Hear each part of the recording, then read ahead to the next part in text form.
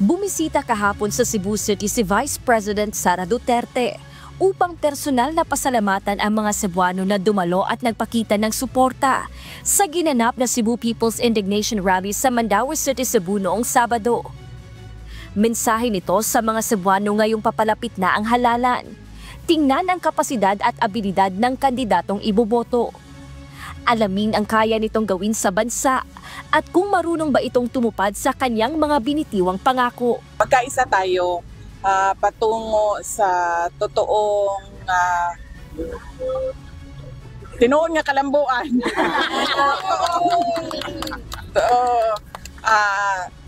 Tinuod nga kalambuan.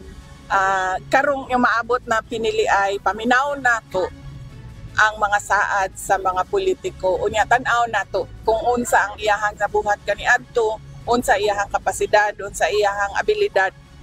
Dili lang ta moboto tungod kay pareho ana.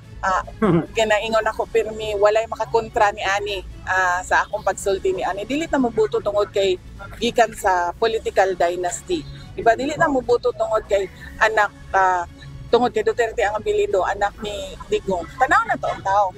Unsa ba iyahang mabuhat, unsa iyahang nabuhat, o ang pinaka-importante sa tanan kadtong ni saad siya sa iyahang mga buhaton para sa ato ang nasod, nahatag ba niya?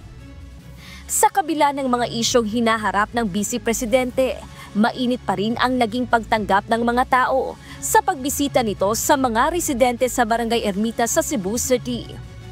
Kasama ni VP Sara sa naging handshaking activity, si dating Cebu City Mayor Michael Rama at ang iba pang miyembro ng Partido Barog Team Rama.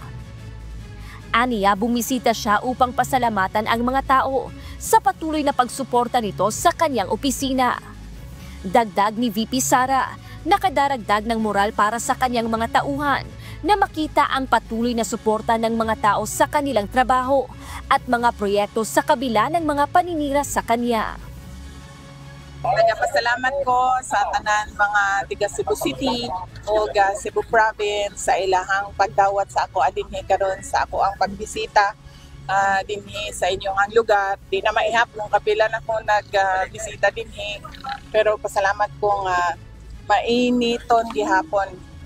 Kanunay permente ang pagdawat sa ako adinhi. Gladys Tuwabi, humahataw sa balita ngayon.